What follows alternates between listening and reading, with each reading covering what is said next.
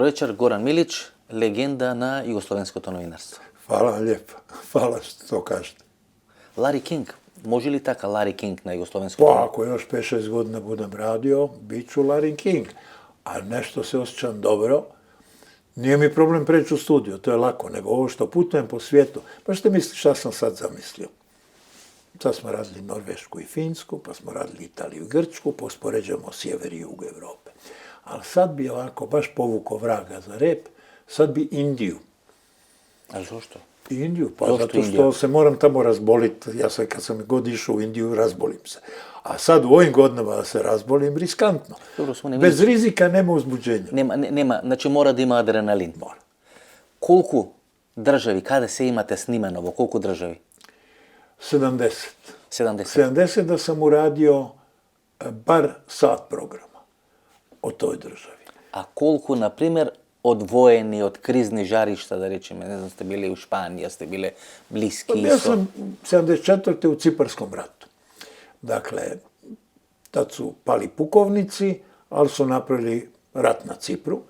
I onda sam ja bio tamo i imao sam neku vezu, šarmirao sam ministra vanjskih poslova Grčke, jer je on govorio francuski, a ja znam dobro francuski. I onda smo mi pričali i kad smo završili intervju, on bio jako zadovoljan, jer pazite sad to, Tito je bio medijator između Turske i Grčke, kao neki nezavisni, nisu oni puno slušali, ali je mogao igrati neku ulogu. I onda su nama televiziji jugoslavenskoj su dali intervju i Grk i Turčan. Jel? I onda mi on se, ja kažem, rekao, čujte, ali ovaj Cipar tamo, kako bi ja otišao tamo? Pa kaže, čujte, ide zadnji brod.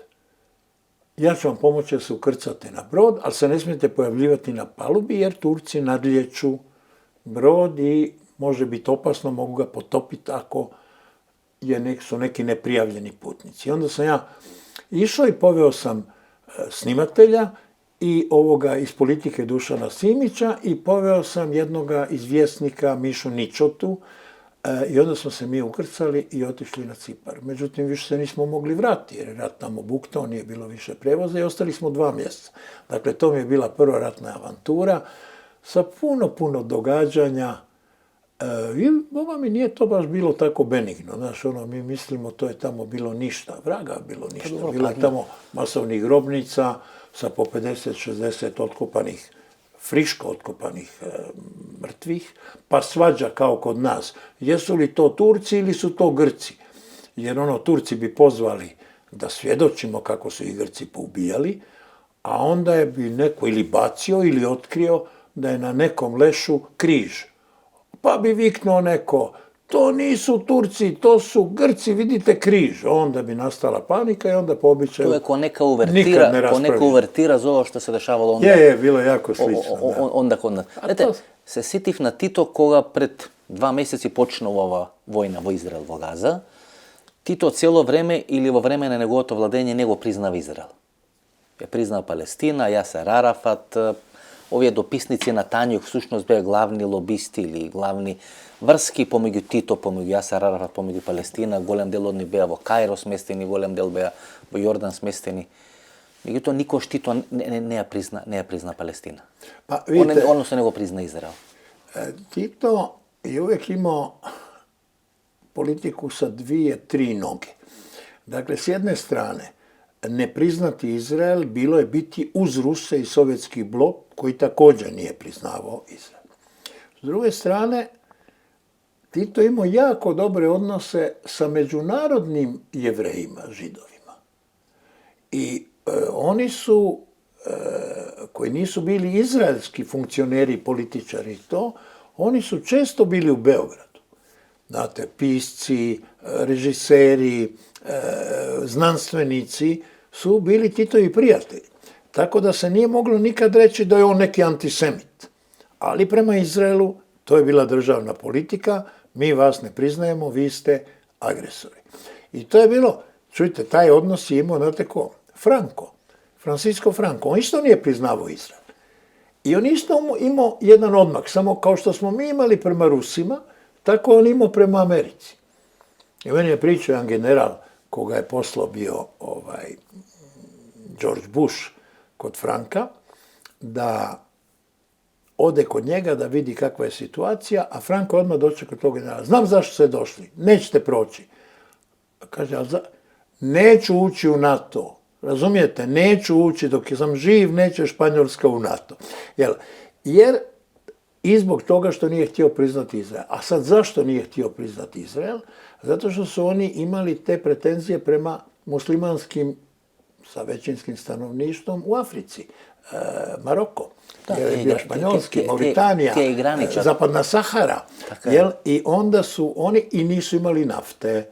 Prema tome držati dobre odnose s arapskim naftnim svijetom i to je bio razlog. Tako da... Od druga strana, Španija, na primjer, nekada 15. vek gi proterovao jevrejite, tja su doselotna teritorija na Osmanlijskato carstvo. Solun je najgolem evrijski grad, ili nekada pred balkanskite vojni, tamo je dominantno evrijsko naseljenje. U Izmiru, Izmir, taka. Smirna, Izmir, tamo ima 18 sinagoga, od kojih je, 10 nije u funkciji, ali 8 jesu. I tamo ima još Jevreja koji drže ključeve. Ja kažem, šta će nam taj veliki ključ? Pa kaže, mi Sefardi uvijek nosimo ključ jer vjerujemo da ćemo se vratiti odatle smo protjerani. Ja kažem, jel mislite u Izrael? On kaže, ne, u Španjolsku. Znači ti su generaciji se ušte mečta. Pa onda su oni iz Turske, iz Osmanlijskog carstva došli u Sarajevo. Jel? Ti Sefardi. Nekako čudna работа na primjer, vi evo nekada kraјот на кариерата станувате директор, извршен директор, програмски директор за Ал Джазира тука за Балканот. Што се случува во арапскиот свет? Вие сте имале комуникација, тама е Катар, па тама се овие Емирати, па тама Саудиска Арабија. Гледате, дел од нив има добри релации со Израел, значи нешто се менува. Вие сте биле на чело на Ал Джазира и веројатно сте имале непосредни комуникации, контакти. Ja bar nisam, tako se događalo, da nisam baš previše komunicirao sa onim, jer oni su imali jednu vrlo, vrlo liberalnu politiku uređivačku iz dva razloga. Prvo, oni su podijelili Al Jaziru na arapsku, s čime su počeli, pa su onda imali malo ambicija svjetskih, pa su napravili englesku, a na nagovor jednog od direktora Al Jazire, jednog sjajnog momka, koji je baš jedan pametan čovjek i koji je znao generalnog direktora Al Jazire, on se zove Ethem Fočo, on je njemu rekao, pa što ne napravite na Balkanu jednu balkansku televiziju? I on je rekao, pa dobro, šta tu vas ima? Pa kaže, mi govorimo jedan jezik na bivšoj Jugoslaviji, mi se svi razumijemo i kaže, to ipak nije mali prostor i to bi moglo, to neće puno koštati, pa je probajte. I tako je krenulo i kako je naravno taj mislio da sam ja neka rezultanta između svih tih različitih mišljenja, ja ni u jednoj zemlji nisam pozitivan naročito, ali u svim sam pomalo. Pa onda kad u svim tim zemljama... Imate N za S. Da, ukupno sam pozitivniji od bilo koga, a u svakoj zemlji nisam.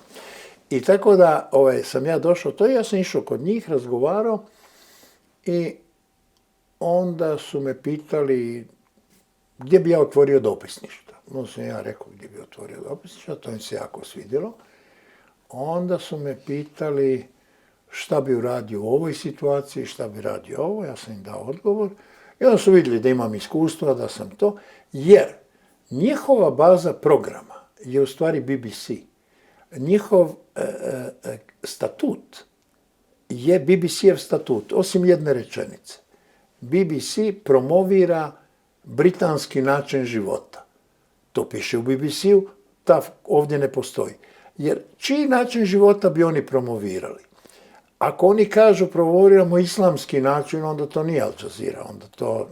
A ovako tamo radi 90 nacija. I sad je vrlo teško zauzeti neku stranu, uvijek ćete imati ljude. I teško je biti neobjektivan, a teško je lagati, jer odmah imaš ljude koji su tamo i koji kažu, čekaj, stani, ovo nije točno. A dobro, kolika im se budžetite? To je moćna televizija, moćna država, to se Ja mnogo... mislim da je to negdje oko milijarde i nešto dolara, eura godišnje. Međutim, to je poklon šejka. Katarskog šejka i to znači to je njegovo vlasništvo, odnosno države Katar. I u tom smislu su to vijesti. Vijesti nemaju reklama. Možeš imati reklame, eto recimo Turske Airlines, ali ovo da imaš reklame, ne znam, krema za lice ili neke tamo smiješne stvari, ove ženske uloške i to ne postoji. Dakle, može biti neka velika aviokompanija, neka velika banka i to neka monopolist. Marketing je izbačen iz uprave, da ne bi utjecao na sadržaj vijesti i tu su oni dosta jedinstveni. Dakle, to je jednostavno financirano od države koja ne traži nikad. Nikad katarski šejk tamo nije izgovorio jednu rečenicu. Niti mi njega pratimo uopće, nema veze. I kad je bio u Sarajevu, nije nam došao u posjet. Tako da, ta veza je uklonjena. Međutim, oni imaju 20 sportskih kanala koji su profitabilni. Ovo nije, ovo se gubi novac. Isto kao recimo da pravite komercijalnu televiziju, ona gubi na dnevniku. Dnevnik je skup, moraš imati dopisništva, imaš konkurenciju drugih, moraš biti jak. Da bi ti komercijalna funkcionirala, moraš biti jak u informativnom. Da, ali na ovim drugima se krpaš. Ovi gube na vijestima, mi ih svi znamo kao vijesti, a nikad ne znamo kroz sportske kanale koji imaju druga imena. I sad gledajte kako oni rade. On ti dođe, recimo, francuska prava nogometa. I ona su jadna. Engleska i španjolska su najveća, pa dođu njemačka, talijanska, a u Ligi petice onda Francuska je na dnu. Ali to je bilo prije 10-12 godina. Prodaju se ta prava i početna cijena je, ajmo reći, 20 nečega. Dođe izaslanik od šejka, vjerojatno također šejk, i on dođe i kaže svom pomoćniku, ajde ostani ti, startna pozicija je 20, ja te čekam vani, reci 100 pa da završimo. Reci 5 puta više nego što je početak i tako će svi odustati. I sad se ljudi pitaju zašto on kupuje to za 100. Zato što onda oni nabildaju Paris Saint-Germain i nabildaju neke klubove, pa dođe Ibrahimović, kasnije Messi, kasnije Neymar, kasnije ovi, i odjednom francuska liga postane zanimljivija od talijanske. Jer ljudi gledaju zbog pojedinaca, gledaš zbog Mpapea, gledaš zbog ovoga, zbog onoga, biraš utakmicu, ne biraš utakmicu iz drugog razloga. Ili gledaš svoje zemlje, ili gledaš najbolje. I onda se to vrati višestruko. I oni su pokupovali ta prava, dali novce, međutim kako raste nogomet, dobro su pogodili. Ima još jedna stvar. Oni su, taj Katar, izgradili aerodrom, napravili ovo svjetsko prvenstvo, digli infrastrukturu. Se pitaš zašto? Šta će im toliki aerodrom? Kad ode nogomet, šta će biti? Oni su točka između Afrike i Azije. Mi se razvijamo po stopi od 1-2% u Europi, a Afrika 7-8%, a Azija 7-8%. A to je točka doleta.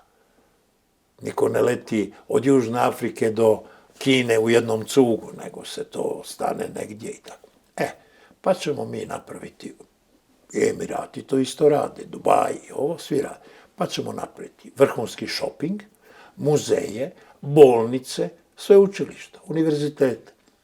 To se sve može kupiti, dovesti najbolje ljude i imati ponudu neodoljivu.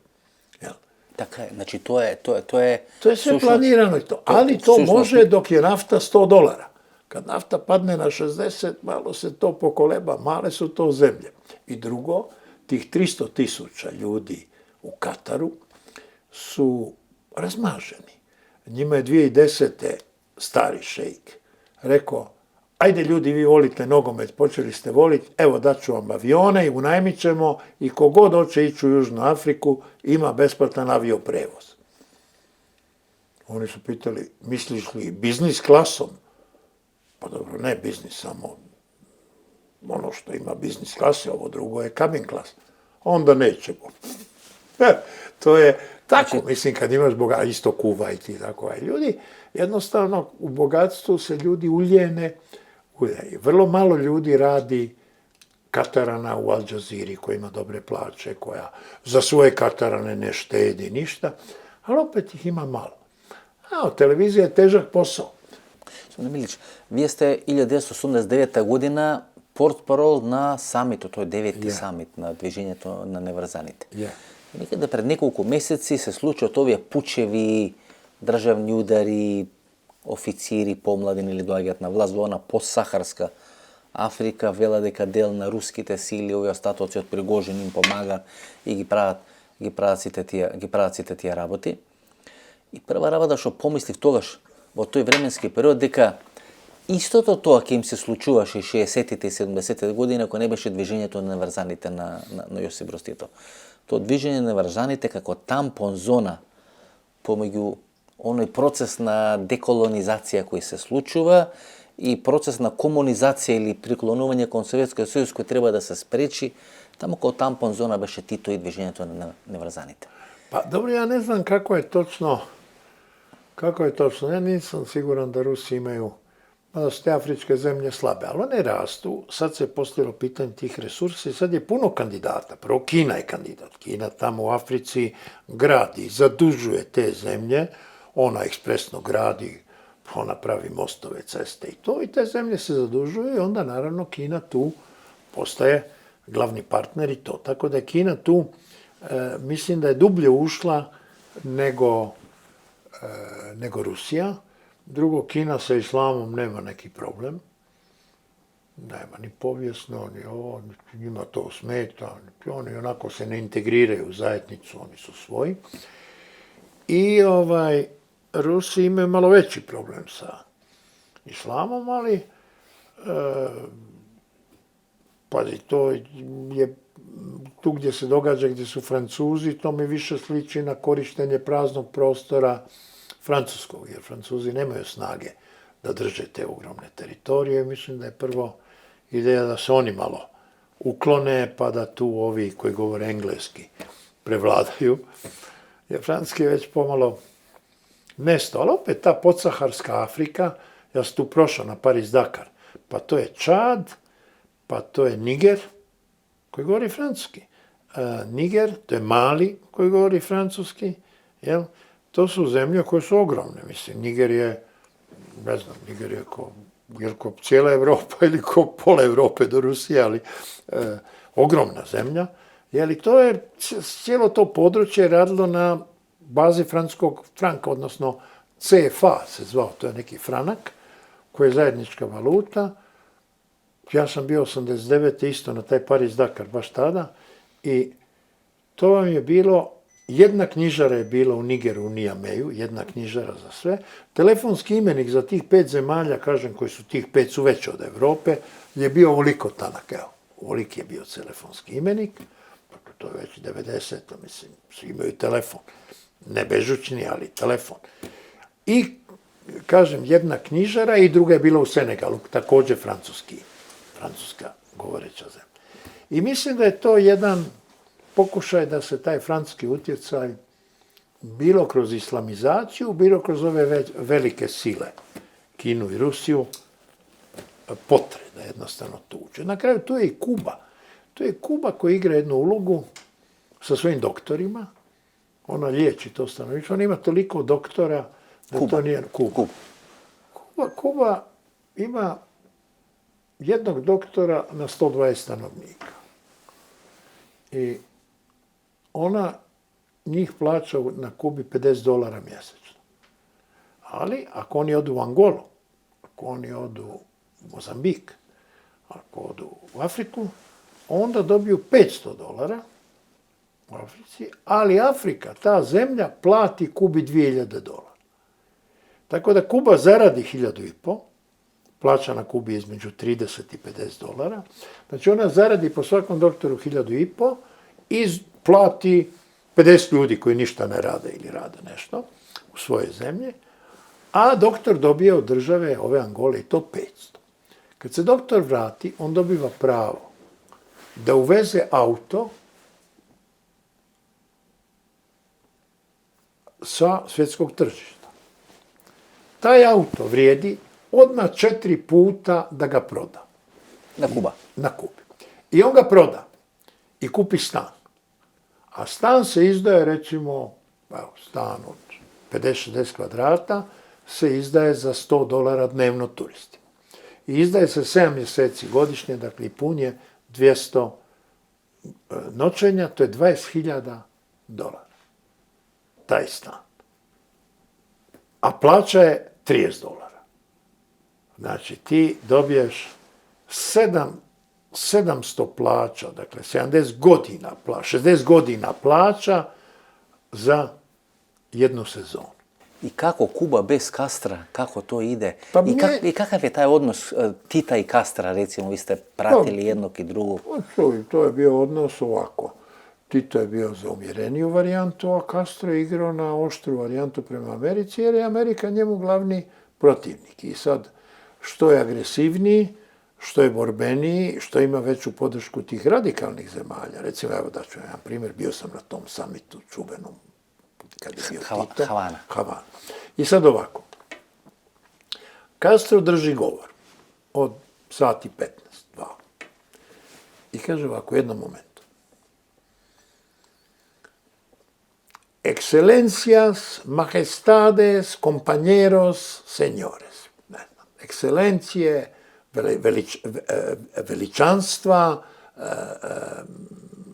predsjednici, gospodo, drugovi. Nama kažu, a to misli na Tita, da smo prijatelji sa Sovjetskim savezom i da smo preveliki prijatelji. Da, veličanstva, gospodo, predsjednici, ekscelencije, gospodo i drugovi. Prijatelji smo Sovjetskog saveza i veliki prijatelji. Jer, ako mi vi ovdje kažete i jedan oslobodilački pokret, ono njih 50 iz oslobodilačkih pokreta postali predsjednici, kraljevi i to, jedan oslobodilački pokret, koga je Amerika ikada pomagala, ja napuštam ovu binu i prepuštam je kome hoćete. Slušaj ono aplauz do neba. Tito gleda, frka je, jer Indija, ne bi baš bila za to. Indonezija ne bi baš bila za to. Ima tu, pa ni ove klijentelističke zemlje arapske. Nije to baš tako lako. Egipat koji je sklopio mir sa Izraelom, čekaj, stani. Tako da, Tito, kad je to se valjalo, i sad u nesvrstanima zemlja domaćin napravi rezoluciju. I u toj rezoluciji piše prijedlog da kako, ne piše tako, ali piše da je prirodno savezništvo sa sovjetskim blokom, koji nije sovjetski blok, nego sa socijalističkim zemljama, koje nisu nesvrstane, da je ono prirodno. Jer svaki put kad nesvrstani nešto predlože, sovjetski blok glasa za nesvrstane. Pa prema tome i mi bi trebali glasati kad oni nešto predlože. I to kaže, čekaj, ne može, oni ušli sad u Afganistan, sad ćemo mi glasati da su oni u pravu što su ušli u Afganistan, ne može tako. I tu se naravno velike zemlje i ove važne su rekle ne može. Jel? Međutim, Castro je to napisao. I sad Jugoslavija je Tito skupio dovoljno ljudi da na zadnjoj sjednici to sruši, da jednostavno ima previše protiv, a to se mora donijeti konsenzusom.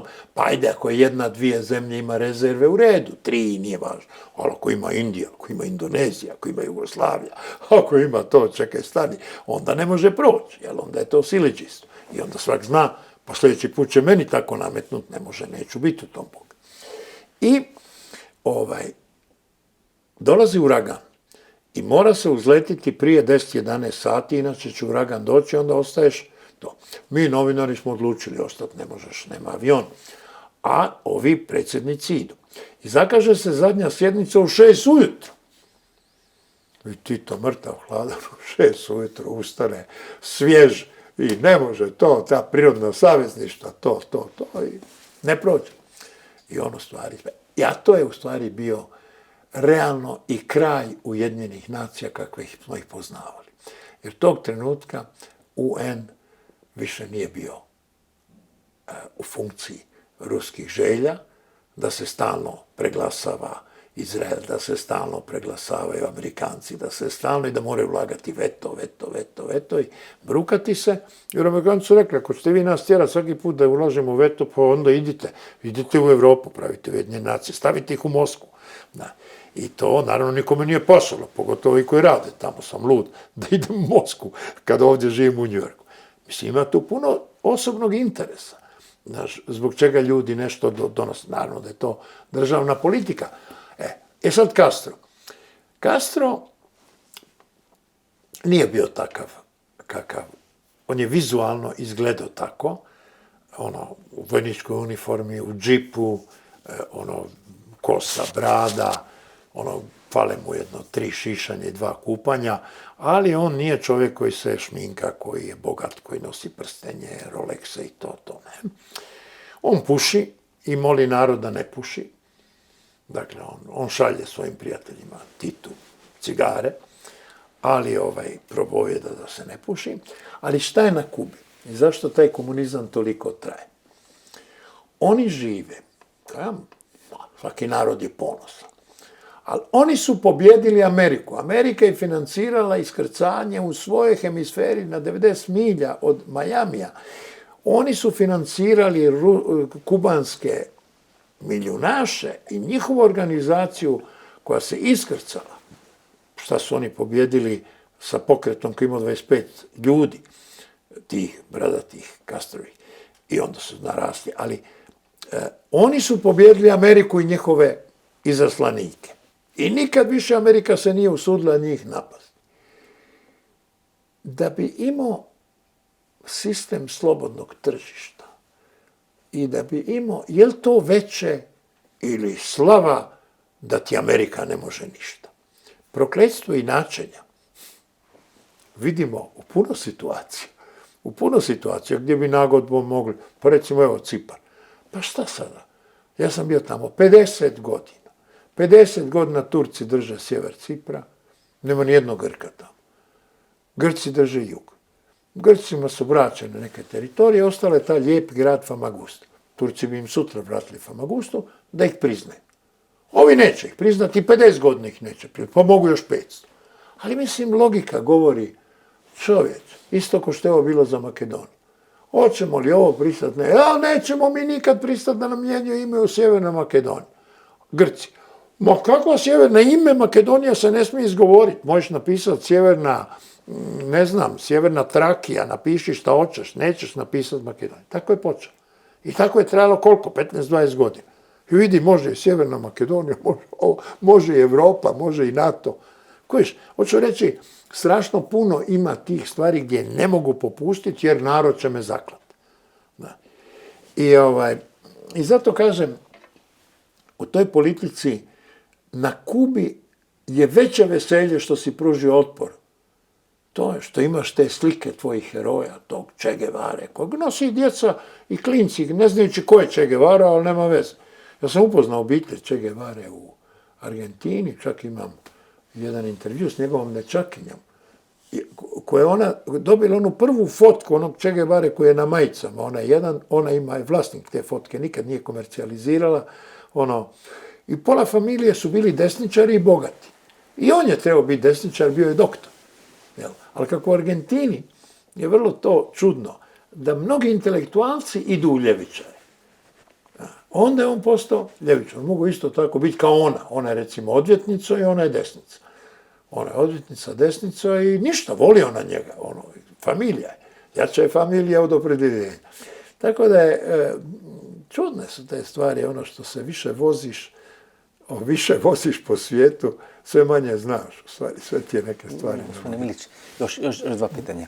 Vi poznavate Sjedinjene američke države, ste živjeli tamo. Što se slučilo v Ameriki, za 1 godina ki imate izbori, odnosno za nepolna 1 godina, za 10 mjeseci ki imate izbori, велат клучни историски избори во кризе американскиот систем, американскиот Pa капитализам. dobro, sad svuda su krize jer je ova promjena tehnologije daje ogromne šanse nekim zemljama koje nisu imale nikakve šanse. Dakle, ova tehnologija čini da Kina bude moćna. Znači, uzmite umjetnu inteligenciju. Kina ima 1,5 milijardu ljudi. Ona ima podataka. Šta je umjetna inteligencija? Podaci. Moraš imati što više podataka. To je... Amerika ima 300 milijuna.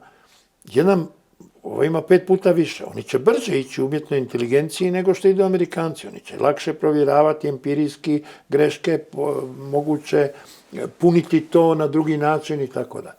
Europa, koja po pameti ima šanse, i koja je 500 milijuna, ali to je razjedinjeno, to svako bi, hajde molim vas, ajde u Europi, pitaj umjetnu inteligenciju ko je u pravu u ratu Rusije i Ukrajine. Da vidiš kako dobiješ neki komunike, ko da ga je pisao, neki klasičan, ko novinar koji neće ništa reći. Evo, to je tako, da ništa ne možeš razaznati iz toga. Jel? Može, a i ne mora. A i ne mora, tako. Tako da je predviđanje te nove tehnologije, ja mislim da Amerikanci, njihov sistem je taj koji je napredan, zato što su oni darvinisti, a darvinisti to znači preživi najjači i najprilagođeniji. Dakle, može biti i najslabiji, ali ako je prilagođen, šta, Bill Gates nije završio fakultet, a postaje najbogatiji čovjek svijeta u jednom razdoblju i napravio Microsoft i napravio sva čuda, jel? Sjedio je deblji 30 kila nego sada, pio Coca-Colu, Pepsi-Colu je on pio, i jeo hamburger, nikad mu dosta hamburgera, i sjedio u New Mexiku, pa je došla delegacija IBM-a da ga zamoli da eto bude partner u jednom projektu razvijanja koje oni ne bi htjeli sami, oni će uložiti, ali da imaju nekoga koji je sa strane, da ne vide konkurencija da to radi IBM. Pristo je bio dovoljno pametan da kad je to se razvilo i vrijedilo 50 milijardi, da tuži sudu i da kaže to je sve moje i da dobije. Toliko je bio pametan. Ali hoću reći, ko je to mogao predvidjeti? Ta nova tehnologija pravi čudesa od ovoga. Ti možeš napraviti, kao što si i nekad mogao napraviti atomsku bombu i prevladati svijetom, jel? Dok te ne otkriju, tako i danas možeš nešto otkriti što će, recimo, Musk i elektroautomobili. Hoće proći, neće proći. Boga mi, ako prođe, onda je on čudo. Ko izmisli bateriju koja će trajati za 2000 km, taj je car. Jel? Zato kod nas Rimac ima masa njih koji imaju te novce detaširane i on sad traži šansu da dobije, da napravi tu bateriju. To ne znači će se pojaviti. To može se pojavi u Litvi, može se pojavi negdje. Svi to rade. Sad više nije u pitanju ogromni novci da nešto smisliš. U pitanju kliker, gvink, postojeće stvari umrežiti i nešto napraviti i onda okupiti ekipu. Tako je Amerika, po meni, slušaj, ona je i dalje najperspektivniji sustav. On ima dosta nepravdi, ali taj darvinizam, ta borba za opstanak te stalno drži napeti. I stalno inoviraš. I znaš da si ništa ako nisi bogat i ako ne juriš ka bogatstvu. Dakle, sistem mirne Europe. Pa dobro, dosta je meni 1000 eura penzije, ko da ja mogu više potrošiti, ja ću fino čitati knjige, imam onu vikendicu pored Ohrida, miran, samo nek su mi djeca dobro, nek mi oni to, eto. To je drugi svjetonazor, ono je tamo, on grize, on cijeli, bar tih. U Izraelu su mi rekli, dakle, sin od onog Šimona Peresa, Nobelovca, koji je uložio svoju Nobelovu nagradu u Institut za razvoj i za mir, on je rekao, dobro, koliko tih ljudi produktivnih, inovativnih, koji prave razliku, koji prave nove stvari, recimo aparate za uši, za sluh, pa ga poboljša, pa tog trenutka ima odmah 1.000.000 klijenata. Jel?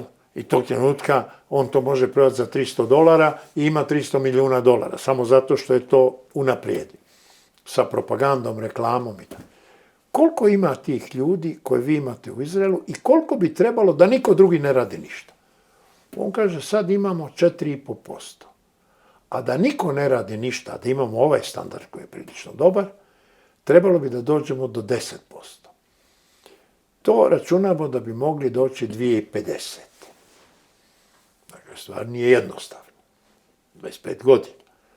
Da se duplira broj tih inovativnih. Jer nije priroda čovjeka da bude svaki inovativan. Nije priroda čovjeka da se bori kad je inovativan. Možda dođu do nekog stupnja, zaljubi se u neku curu, drži je za ruku, voli je, pusti znanost, pusti inovacije, ja sam sada sretan čovjek. Imam djecu, imam ovo i baš me briga. Ima toga. To ljudska priroda je i predvidiva i nije predvidiva. I sad, Amerikanci sada u ovoj konstelaciji imaju bolje šanse. Bolje šanse. Jer su društvo koje, ja mislim, bliže ljudskoj prirodi. Ljudska priroda ima pohlepe, ali ljudska priroda ima i solidarnost. Ljudska priroda želi progres, ali se ljudska priroda i boji progresa.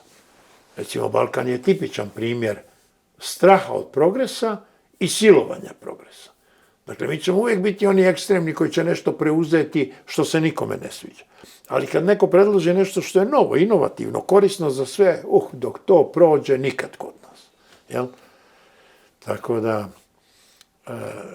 Amerika loša dva kandidata ima i te dvije stranke su zamorene, a nemaju populizam mimo te dvije stranke. Teško je to probiti, da prođeš kroz to. Možda sa ovim internetom nešto i bude, ali Trump i Biden, majko mila, Trump i Biden. Znaš, ovaj Biden, čuj, to je već više organizam za još jedan mandat, nije uputan. A Trump, za jedan veliki broj Amerikanaca, on je idealan, jer je on predstavnik tog darvinizma. Ali to ne pravi dobru državu i sretnu državu. Ako nije država sretna, znaš, onda nema tu napretka. Tako da ja mislim da Amerika i dalje uspoređujem sa drugima. A šta se Rusima događa? Kod njih nikad ni ne zna šta imaju. Ali mislim, živjeti u Rusiji, ne znam, šta u Rusiji? Šta se događa u Rusiji? A šta se događa? Ništa se ne događa. Mislim, imaju Bolšoj teatar ko što su ga imali vječno, plešu balet ko što su ga plesali vječno. U svim sportovima su pali, razumiješ? Ima ta aristokratija koja je bila takva kakva što je večno, od Boris Godunov, operata koja je napravena ili kako kritika na ta nivna aristokratija, oligarhija, kako da je narečem. Je, ali oligarhi su većinom Židovi. I sad kad sam ja bio u Izraelu, ja sam zamišljao Izrael, kako nikad nisam bio, sam mišljao Izrael, pa čekaj, to je Woody Allen, to je Spielberg, to je Kirk Douglas, to su Židovi, znaš kao to. Kad sam ja došao tamo, majko, pa to je Balkan, to je Poljska, to je Španjolska, to su Arapi, ali ne Palestinci, nego izraelski, židovski Arapi. Dakle, naš fikser je bio Jevrejin, Židov, Libijac. On je iz Libije došao, on je crn, on je Arapin, genetski Arapin. Jel? I sad, pazi, znaš koliko Rusa ima u Izraelu? 1.200.000 od 9,5 milijuna stanovnika. 1,5 milijuna su Palestinci, a Rusi su 1.200.000. Pa čekaj, a od toga su to Abramović i ovi drugi i to ovi koji su uz Putina. Sad, da Putin bombardira Izrael, malo teže, pa tu su mu i rođaci neki budu. Mislim, jer to ipak 1 milijun ljudi ima rođake i one koji nisu Židovi. I sad, 1.200.000 Rusa u Izraelu. A što vam ti da drugu dimenziju? Čekaj, za koga su onda Rusi? Ajde, nek neko kaže da ima 300.000 Makedonaca u Albaniji. I sada Makedonija napadne Albaniju i da ih ubija. Tamo, da bombardira da nađe neko oružje i da ubija tamo. Pa ne bi 300.000 Makedonaca, čekaj šta radimo. Dobro, gospodin Ilića, Putin vi je enigma. Kako vi doživljavate Putin? To je neka KGB linija, to je neki KGB-ovac došao na čelo ruske države, nikoga nije znao, bio veliko iznenađenje. Uveče se pojavi Jelcin, 31. decembar, kaže ja se povlačim, vede će biti Putin, pobjedi na sljedeće predsjedničkih izbore i evo to tako traje već 23-24 godine. Ja, a dobro, ne znam baš Rusi koje silnice sad tamo prevlađuju, sigurno je tu bio taj veliki interes tog KGB-a, jer ono stalno se pretilo, Jelcinu je pretila komunistička partija da vrati komunizam, jer je slab, jer je pijan i jer je Amerikancima previše popuštao. Pa znate vi šta je meni rekao Bushov izaslanik, dakle general Waters, dakle čovjek koji je bio major pri NOB-u od 43. 4. u Jugoslaviji u Drugom svjetskom ratu. Pa je bio pukovnik u grčkom ovom građanskom ratu. Pa je bio general u Korejskom ratu. Pa je bio zamjenik šefa CIA kad je Bush bio šef CIA. Pa je bio ambasador u Moskvi, ambasador u Bonu kad je rušen Berlinski zid i ambasador u UN. Taj čovjek, ja sam znao Busha, sam ga 2 puta intervjuirao, pa sam on držao neko predavanje u Madridu i o Balkanu i o Bosni. I onda je poslije toga izlazio i oko njega se skupila masa svijeta. Ja sam dobacio ovako visok, rekao, Mr. President, to je 93. bila. Taman je on sišao sa vlasti, do siječnja je bio, do januara je bio i onda je to bilo ljeto, 5 mjeseci prije toga je još bio predsjednik. I oko njega i ja viknem, Mr. President, došao sam iz Sarajeva, imate li minutu? On me pogleda i onako razgleda ljude, priđe meni i kaže, ako ste iz Sarajeva imam i više od minute, ali vas prvo moram pitati šta mislite o mom govoru o Bosni. Ja rekao, čujte, nemojte se ljutiti, ali rekli ste da bi trebalo 200.000 američkih vojnika samo da osiguraju humanitarne konvoje. Bojim se da takvo stanje na terenu nije. Hrvati i Bošnjaci bi odmah bili uz vas na početku, a Srbi, svaki drugi od njih nosi majicu University of California i maštaju da studiraju u Americi. Prema tome, znate, ne bi vi imali drugi Vijetnam. Tamo je to neka druga kultura.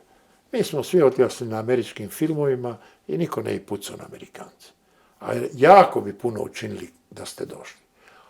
A ako vi smatrate da vam trebaju 3 vojnika američka na jednog Mladićevog, Boga mi.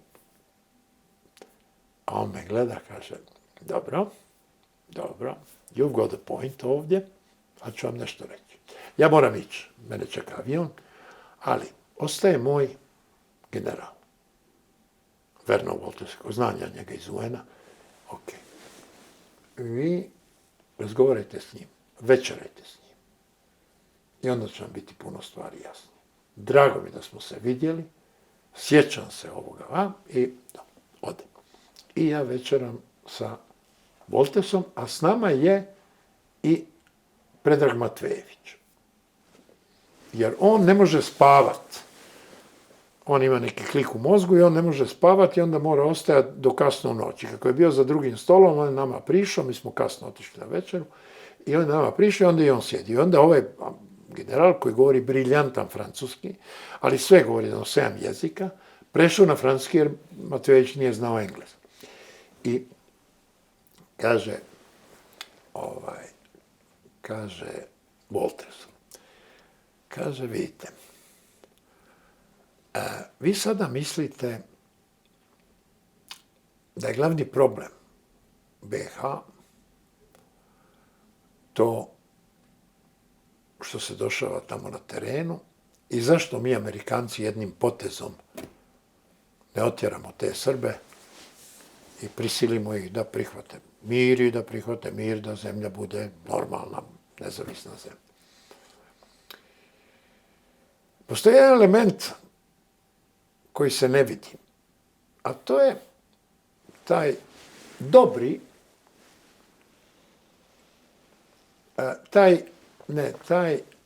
taj prosti, ali dobri čovjek Jeljcin. Zato što je on dobar. 4000 nuklearnih glava iz Sovjetskog bivšeg saveza nisu upereni na nas. I nama je žao i Sarajeva, i Zadra, i vaših. Znam ja puno tamo jer sam bio u ratu tamo i znam kote koje se gađaju. Žao mi je toga. Ali mi je žao i Njujorka i Vašingtona ako bi se mi sukobili s Rusima. Zato će ovaj rat biti takav da Rusi ne smiju biti poniženi. Ne bojte se, neće se radovati Milošević, ali neće ni Tuđman ni Izetbegović. Rat će se završiti bez pobjednika, sa stanovitim preseljenjem stanovništva, što nije presedan. Nakon Drugog svjetskog rata u Europi se preselilo 20 milijuna ljudi, pa živimo s tim. Tako da, Rusi, ja kao rekao, majke ti, pa stvarno, Rusi ima onaj bataljon u Sarajevu, ima u istočnoj Slavoniji. Otkud oni? Baš ono pone. Kaže, ja kao rekao, dobro, zašto ste vi pustili Ruse da dođu do Jadrana? Sad kad su najslabiji u povijesti. A on meni kaže, ne, Jadran, ne, to smo zaštitili. I mislim da danas, ako pravimo paralele, tad su Rusi bili slabi, tad su Amerikanci procijenili da je bolje ih ne čekati. Sada, kad su Rusi se razmahali, ja mislim da ova napetost u Bosni ima veoma velike veze. Napetost u Crnoj Gori. Ne znam kod vas u Makedoniji kako funkcionira, ali sigurno ima nekih stvari koje tu. I onda ima ona ideja Jalta. Ovaj dio neće ući u NATO. Ja? A Bosna je ona. Polovina je već nacrtana. I onda se misliš, a zašto je onda napravljeno baš da Srbi sa 31%, koji su bili pred gubitkom rata, dobiju 49%? Možda da bi bilo pola. Pa da ne bude ni jasno da je pola ima Brčko koje sad ne daje prednost nikome. Jel? Koji je neki distrikt koji je i jedno i drugo.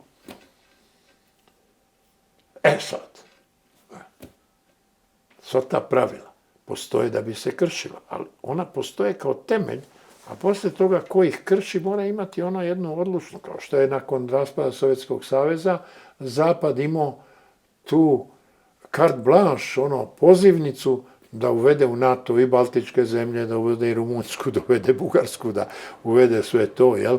Već danas u ovoj konstelaciji bilo teže. Ili bi možda Zapad se osjećao dovoljno jak da onda ide u taj sukob. Rusi su NATO doživjeli kao sukob, kao ekspanziju sukoba i kao ugnjetavanje njih. Zapad nisam siguran da je uvijek htio prihvatiti Ruse, ali Rusi nisu učinili nikakav napor da budu prihvaćeni. To moram pošteno reći, da Rusi nikad nisu se htjeli integrirati. Taj izbor Putina, koja je u stvari jedna KGB varijanta, to trovanje ljudi, to bacanje s balkona, to mislim, možeš misliti u Rusiji koliko je važno ko će ići u zatvor ko je Putinov prijatelj, a ko neće ići u zatvor ko je Putinov neprijatelj. Dakle, ta zapadna ideja da moraš ići u zatvor, i ako si prijatelj, ako neprijatelj, bar simbolično, pa izađi poslije nekog vremena, ali moraš, ne možeš, taj tip demokracije norveške, taj tip demokracije engleske, gdje moraš to poštovati, to je Zapad. Bar želi to biti. Jel? Tu Rusija ničim nije pokazala da to želi biti. Zaista ne.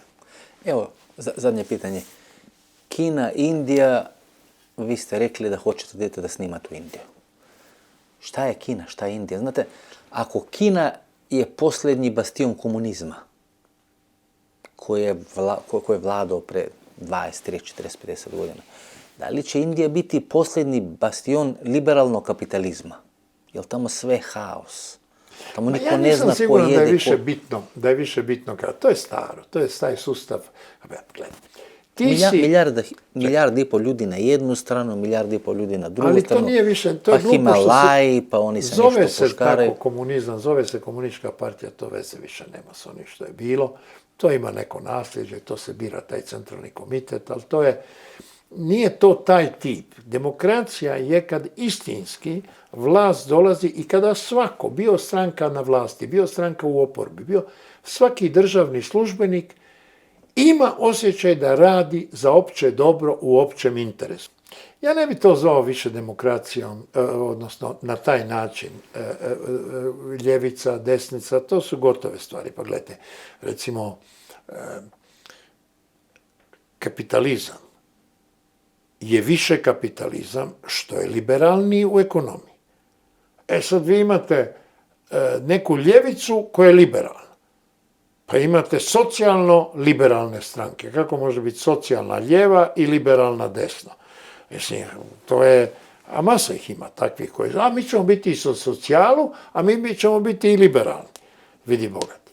Pa onda to, oni kažu, nećemo biti u ekonomiji liberalni, ali ćemo biti prema LGBT populaciji. Pa nećemo ovo, pa nećemo.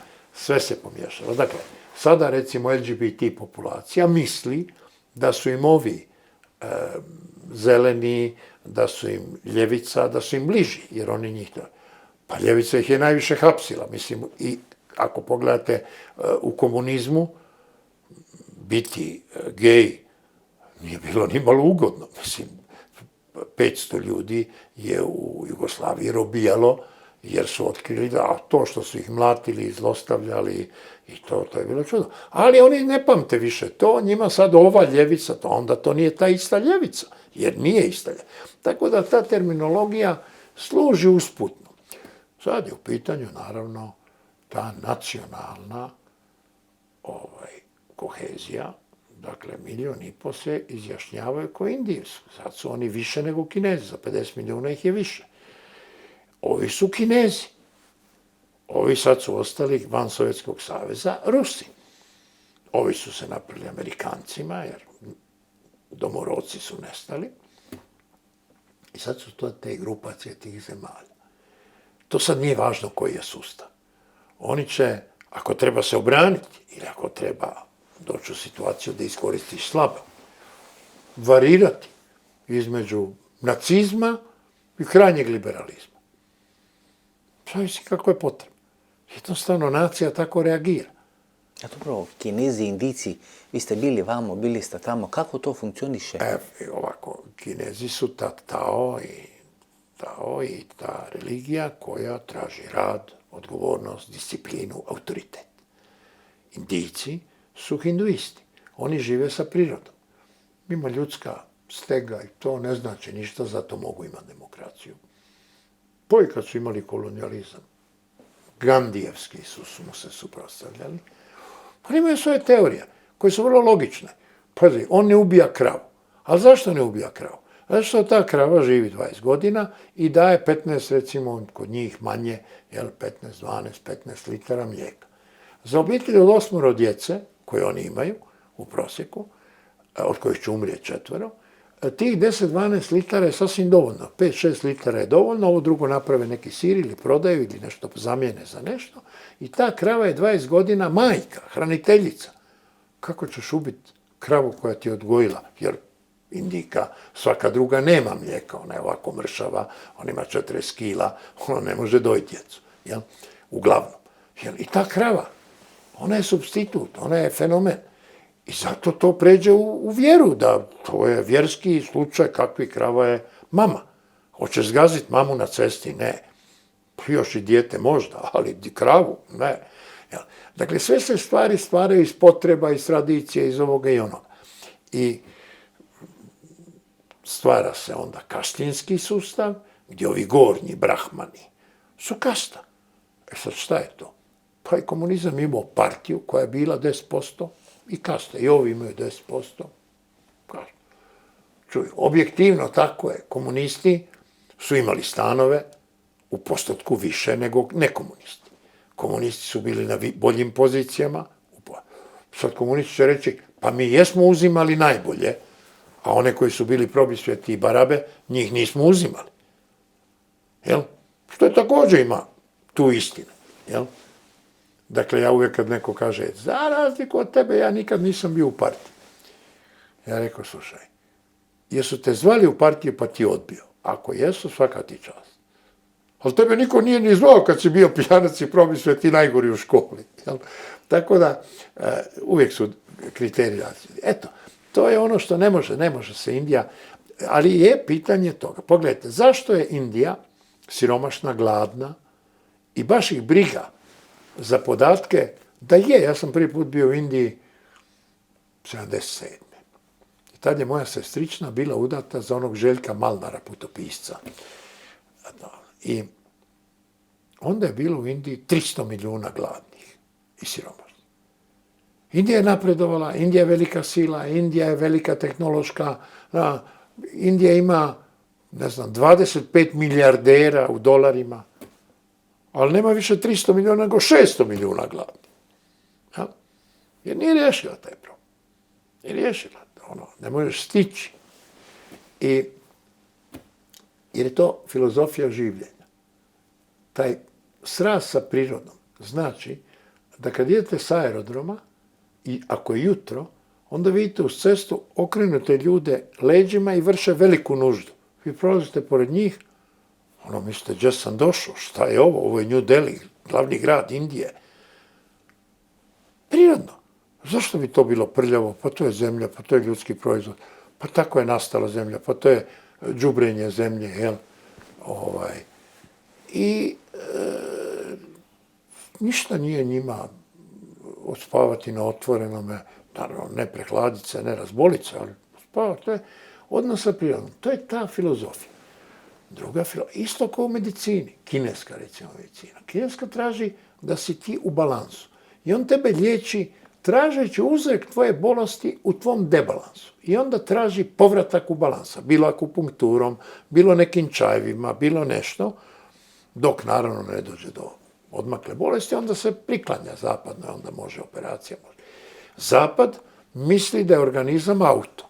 I da ako tebi fali bubreg, to znači isto da ti fali cilindar, ti zamijeniš bubreg. Fali ti ruka, to je volan, zamijeniš ruku, zamijeniš srce. Još samo glavu da zamijeniš i mi smo sretni. Jel? Dakle, mi tako prilazimo organizmu, cijeli zapad. Jel? A oni prilaze drugčije. Nijedni ni drugi nisu bez rezultata. I Kinezi žive dugo. I ovi žive dugo. Naravno da je najbolja kombinacija u jednom. Korejci recimo to rade. Oni sve imitiraju. Oni imaju kombiniranu medicinu. I ovu azijsku balansa i pikanja ovim. I zapadnu operaciju to. Koje dolaze zapadnjaci da ih uče i tako dalje. I oni, i njihova kvaliteta života po meni, korejska i južnokorejska, je najbolja u Aziji. Jer sve drugo mi nešto smeta. U Kini nisam bio, ali znam da mi smeta. U Indiji sam bio, brate, prljavo je, grozno je, obavezno dobiješ dezinteriju 3. dana, mislim, baš nije nešto. Što kaže moj kolega, tad je bio i Tiho Ilijevski, pa taj Mađar naš iz Vojvodine jeo pile u dobrom hotelu Ašoka, gdje svi mi odsjedamo taj u New Delhiju i odjednom pade on na leđa, orao došao sa vrha, sa krovom, maznuo mu pile i pobjegao. Dakle, van je slon, mislim ispred hotela, pravi slon. Tako da, hoću reći, zaista žive sa prirodom, to je potpuno jedan drugi svijet i drugi mentalitet. Ne može se to promijeniti zato što je došla nova tehnologija i to. To će 100 milijuna ljudi da, ali 1,5 milijardu neće. I Kina, dakle, je teško. Moj sin je bio kao, on je glasnogovornik vlade Hrvatske i onda ga je pozvao kineski premijer da dođe na jedan sastanak glasnogovornika. Oni su, i on je bio sa još 2 Hrvata iz delegacije koji su otišli i još su bili neki tu, iz 50 zemalja bili. Oni su bili u jednom hotelu, drugi su bili... Oni su cijelu ulicu ispraznili, blokirali. Ulica je bila samo za njih kad ujutro ustanu i idu na sastanak. Danas, ono što kažu 2021. se to događa. A možeš misliti kako izgleda Peking, ono krcato to iz aviona kad gledaš iz drona snimke. To je nevjerojatno koliko tu auta i ko tu uopće stigne na posao. Oni isprazne cijelu ulicu. Zbog nekih glasnogovornika. Znaš, ne volim taj sustav. Ne volim ni Singapur. Jer jednostavno on je čist, perfektan, vrhunski, sve je super. Ali, brate, ako ti ispadne, ako neko puši i ispadne mu čik, ti dobiješ 5 batina od bambusa po leđima da više nikad ne možeš sjest. Te premlate. Ili, znaš ono, to su zemlje koje... Koreja, Japan, previše se radi. Znate, mi imamo 100 Japanki udatih u Zagrebu. I one imaju sastanak jednom mjesečno u nekom od hotela. Piju čaj. Jednom ja odem na sastanak, bilo ih jedno 15-ak. Kažem, šta je vama da se udajete za Hrvate? Koji vam je motiv? Kažu one, slušaj, pa Hrvati su zgodni momci. Rekao, dobro, to je okej, zato što od Japanaca su svi zgodni, tako da može. Ali šta drugo? Kaže, oni su džentlmeni. Rekao, džentlmeni. Mi džentlmeni. Kaže, da. Pa rekao, kako? Pa kaže, mi idemo u restoran, on meni uzme kaput, nosi na garderobu, pridruži mi stolac, ja sjednem. Rekao, u Japanu ja mužu nosim kaput na garderobu i pridržavam mu stolac. Kaže, aha. Rekao, dalje. Kaže, dalje, ja vozim onaj Peugeot 504, veliki auto. A druga stvar, kad mi neko prepriječi put, ja u Japanu bi se sakrila ispod volana od straha ako je muškarac. A ovdje otvorim prozor, pa ja njemu ovako prst, pa baš me briga, pa mu svašta kaže. Znaš, naučila sam dosta hrvatski da mu mogu svašta. I kaže još nešto. Moj muž nije ništa. Ja radim tu nešto kao tajnica na sveučilištu, imam neku prostu plaću. Moj muž je kondicijski trener stonoteniske reprezentacije i kaže, mi nemamo neka ekstra primanja, ali mi imamo stan od 120 kvadrata. I naše 2 djece ima svaku svoju sobu. Pa ja u Japanu da imam 2 djece i da svako ima svoju sobu, ja je bila milionašica u funtama, mislim, bila bi jako bogata osoba. I konačno još ću vam nešto reći. Brate, ovdje sam se najela kao nikad u životu. To mi je malo suši, pa malo ovoga, pa malo onoga. A ovdje kad pogledam onaj steak, pa ne znam da li da mu se veselim, da li da razgovaram s njim. I kaže, eto, i on se ja nešto mislim ovako. Pa rekao, čuj, veliki stan, veliki auto, veliki steak i jeftin benzin. A u Japanu mali auto, mali stan, mali steak i skup benzin. Pa gdje je bolje? Koreja ima to. Nije skupa, plaće su pristojne, veće od slovenskih, pristojne, ima socijale i prešli su na evropsko razmišljanje, vikend im je svet, ne rade više ko konji onako i dobro život. Južna Amerika, vi znate španski. Šta se tamo dešava, evo, zadnje pitanje, šta se dešava u tu Južnu Ameriku? Pre 10-15 godina je bila revolucija na revoluciju, revolucija na revoluciju. Sada je nekako to stabilni. Ok, bilo je u Brazilu onih protesta, promjena vlasti, imate onu Kolumbiju tamo, mafija, kokain. Ovo dok da su se umorili ovi revolucioneri. Evo i Hrvat vam pobedio u Čileu i tako. Dobro, ali su pobjedili na izborima. Mislim, tamo je ljevica i u Brazilu i ovamo svuda je negdje ta ljevica ili umjerena ljevica. Pa Lula se vratio na čelu Brazilu. Ali sad ćemo vidjeti u Argentini.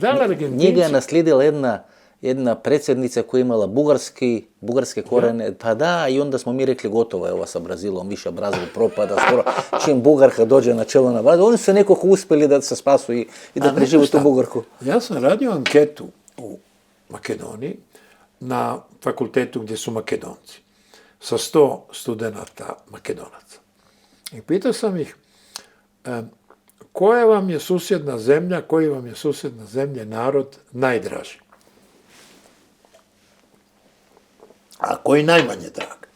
I onda je bilo točno. ko je najmanji drag je bio prvi u ovome, ko je bio najdraži je bio zadnji ono. I znate koga najviše mrze koju zemlju? Kosovo. Poslije toga Albaniju.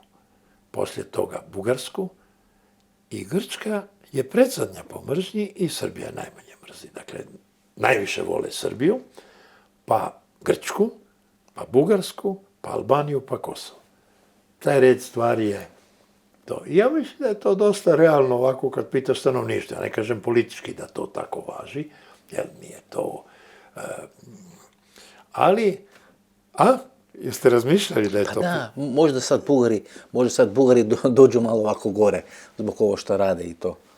Ne, da se popnu prije Albanaca. Recimo da razdele Kosovo i Albaniju, recimo, da budu između Kosovo i Albanije. Možda. Niko nije radio neku takvu anketu. Srbi su došli da budu najpopularniji. Makedonci vole Srbe, oni su tu prisutni pri vakcinama, one srpske sve, televizije, kultura, muzika i sve ono što ide, kako kažu, 7. Jugoslovenska republika. Aj malo samo Južnu Ameriku i da završimo, već 2 sata vas pitamo i propitavamo. Pa mislim ovako, Čile... Vi ste živjeli tamo, živjeli u Montevideo, je li tako? Ja sam živio u Montevideo, sa stalnim odlascima u Argentinu, otprilike na svakih 10 godina idem u Južnu Ameriku. Sad, Južna Amerika je različita od Centralne Amerike, jer Centralna Amerika ima dosta ovoga meleskog i crnačkog stanovništva, dok ova dolje ima dosta indijskog stanovništva. I sad imate 2 države koje su bile čisto bijele. Na koji način su one postale čisto bijele? Da li su oni pobile to stanovništvo, što meni izgleda logično, ali se o tome ne govori puno, jer, kao ni u Americi, dakle u Americi ima 0,1% indijanaca danas, ali u Peru ima 60%, u Meksiku ima 70%, u Kolumbiji isto jedan veliki postotak, u Paragvaju ne pitaju. Dakle, to indijsko stanovništvo nije integrirano u proces proizvodnje. Dijelom što ih bijeli smatraju, ne bih rekao rasistički, ali jednostavno ih ne cijene dovoljno da bi ove uključili u ove suvremene forme rada. Oni ih stavljaju tamo da čuvaju one latifundije, one ogromne količine stoke, krava i toga, ali ne pušta ih u vladu, ne pušta ih u ove stvari. Ako je već tolika većina, onda se probije neko od njih.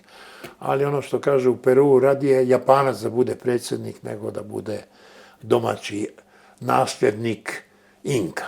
Jel?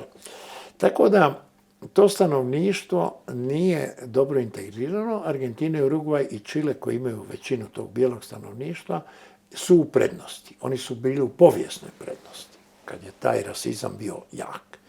Što se tiče ovog drugog rasizma, on nije toliko izražen, jer vidite, u Americi se nisu sklapali brakovi, u Sjevernoj Americi, došljaka sa domorodcima. Niko se nije ženio ni za crnca roba, kad je bio oslobođen. Nikad nisam ja vidio u životu crno-bijeli brak. Bio 5 godina u Americi, jednostavno nisam sreo. Vidio sam na televiziji da postoji, ali da sam ja sreo crno-bijeli brak, ne. Izgleda suludo, ali to su 80. godine. Danas već ima, ali onda nije bilo. I sad gledajte,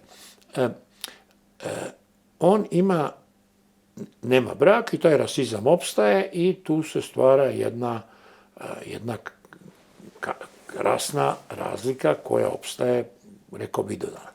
U Brazilu, u ovim drugim zemljama, oni se žene sa domorodcima, oni se žene sa robovima, da robovi im prave djecu. Gledate te serije. I onda su to njihova djeca, pa neće ih ubijati, neće ih tretirati rasistički.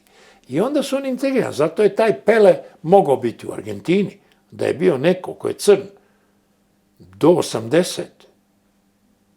To može biti, da su imali Pele, njega bi pustili. A Brazil je bio pola. Pola su bili mulati, mješanci. To je bilo kod njih potpuno normalno, to nije bilo ništa. U Argentini ne, u Urugvaju ne. I u Čileu ne. Sad su to, te 3 zemlje su motori Latinske Amerike i sada je pitanje kako će raditi. Kad je desnica, ona stabilizira ekonomiju, jer onda ima i glad i onda ima razlikovanje, ali oni koji rade, investiraju i zemlja statistički ide naprijed. Kad dođe ljevica, ona to potroši, ljudi žive bolje, onda krene inflacija i onda nastaje. Sad se to dogodilo u Argentini. Po 100. put ljevica, peronisti su potrošili sve pare. Sad ja sam rekao ljevica, peronisti zato što su oni zapravo nacionalsocijalisti, pa kako su kao takvi bili uz Hitlera, sad su oni ostali fašisti, ali nisu oni fašisti, potpuno ne danas. Oni su dakle za sindikate, za radnike, ali to košta. A oni se nisu prilagodili svjetskoj ekonomiji sa onim bogatstvima koje oni imaju. Pa oni rade dalje krave, ovce, vunu i žito. Ko to kupuje žito? Ko će kupiti žito po cijeli hektar vrijedi 1000 eura? Mislim, besmisleno. Tako da oni su sad, svaki put oni kad potroše te novce, oni štampaju. I kad štampaju ide inflacija.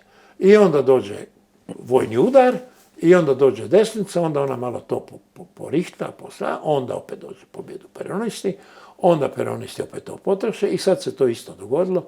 Sad je desnica, ali bez vojske, populist, pobjedio na izborima. I on kaže sad ću ukinuti centralnu banku i sad ću pretvoriti monetu pesos u dolar, američki dolar. Stari, to je nešto novo. Sad nema više inflacije. Sad novac kontrolira druga banka. Sad ne možeš štampa dolare. Štampaju ti ga Ameri. Koliko si ih dobio, toliko možeš. za upotrebu, toliko možeš. Koliko ti je višak, toliko možeš dobiti. Ostalo ne. I sad će biti velika igra. To nisu pokušali. Pokušali s onim Menemom sad manje. Inače, Argentina je jedina tamo i najobrazovanija i najbogatija i najbolja povijest. I oni su apsolutno, ovo sve drugo, neobrazovano. A Brazil ima tu mogućnost, ima on tu ljudi, ali ih je previše da je. Argentina ima dovoljno da hrani ljude, da žive dobro i da bude primjer drugima.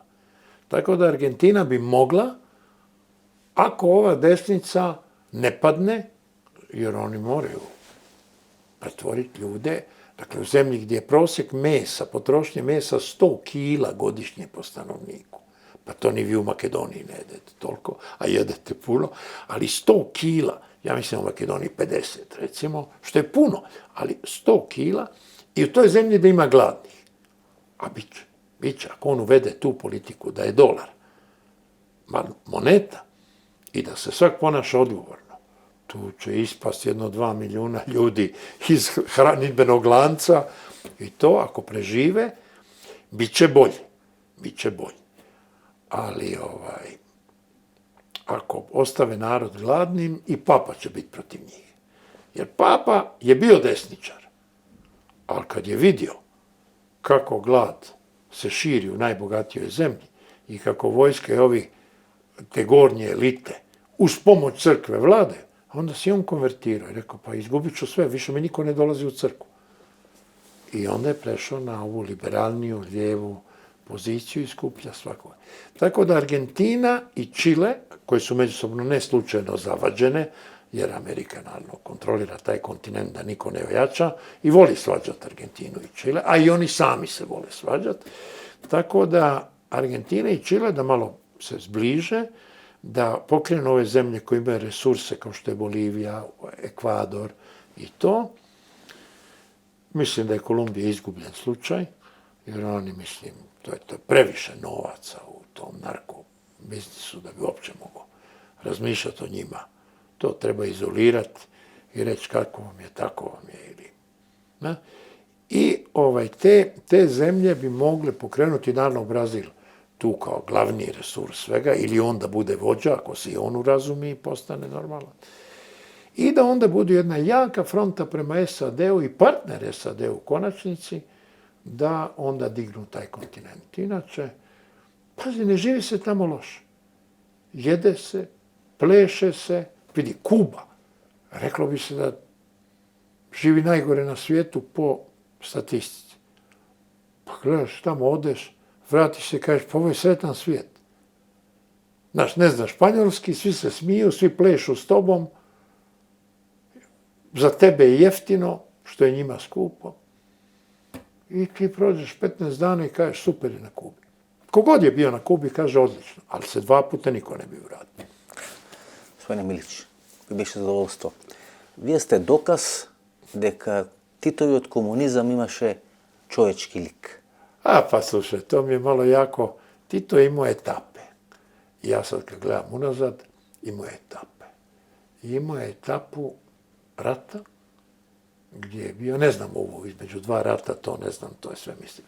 Ali imao je etapu rata, gdje je bio antifašist, gdje je pobjedio, gdje je narodima u Jugoslaviji nekima pogodovao, dakle, pogodovao je Sloveniji da bude republika, pogodovao je Makedoncima da budu narodi republika, pogodovao je Crnogorcima koji su stalno gubili svoju državnost, dobili su državnost, pogodovao je kasnije Albancima da budu narodnost, pogodovao je Mađarima da ne bude osveta nad njima jer su nas oni osvajali, pa se nije svetio i ubio ih, nego im je dao narodnost. I pogodovao je muslimanima kome je dao narod i Ustav 74. koji je i Hrvatima dao tu perspektivu da budu država. To je crtanje tih granica i pobjeda u Drugom svjetskom ratu. Pozitivno. Onda dolazi komunizam, je relativno poratni komunizam, entuzijazam, gradimo prugu, dobrovoljca i dođe raskid sa Staljinom. Raskid sa Staljinom, što Zapad kaže, bravo Tito, ali Tito unutar Jugoslavije tada provodi najgori mogući radikalni oblik komunizma. Konfiskacija, nacionalizacija, postaje veći staljinist, Goli otok, katastrofa. I onda ti gledaš, kaže, mi smo bili liberalni, jesmo od 65. Ali do 65. 20 godina sam ja živio, čekaj, stanimo čovječe, ovako. Poljska ima, koliko ima Poljska pravo hektara zemlje? A koliko Jugoslavija? Jugoslavija ima 10 hektara. Poljska ima 50. Jugoslavija ima 5 radnika u privatnom sektoru. Poljska ima 25. Pa onda kad gledaš onaj potez od ulaska na poljsku granicu do Krakova, to su sve mali industrijski pogoni iz prošlog sistema. Namještaja, tvornice i tako dalje, koji su sad kupili Italijani i koji prosperiraju, jer ljudi znaju raditi, samo uzmu dizajn talijanski i proizvode ko ludi, zato Poljska ide gore. Dakle, oni su imali 50 hektara kad je došlo Evropska unija i kad su došli fondovi. Više nije, šta će ti prositi od Evropske unije za 3 hektara ili 5 hektara što smo mi imali? 50. I ti koji su imali 50 su opstali, napredovali to. Dalje, recimo, kod nas, kad napišeš letak da želiš nezavisnu državu u Hrvatsku ili da želiš rušenje komunizma, višepartijski sistem, pa kod nas je išao 6 mjeseci do 5 godina u zatvor. U Poljskoj je to bio prekršaj prvi put. Drugi put je uzmu pasoš. 3. put je nabio 6 mjeseci u zatvor. Znači, nije to baš tako bilo. Ali šta smo mi imali? Mi smo imali prvi dobar potez, dakle, do 65. ništa ne priznaje, katastrofa. 65. odnosno 63. ide prirodna reforma i 65. otvaraju se granice. Zašto se otvaraju granice? Jer je došla magistrala.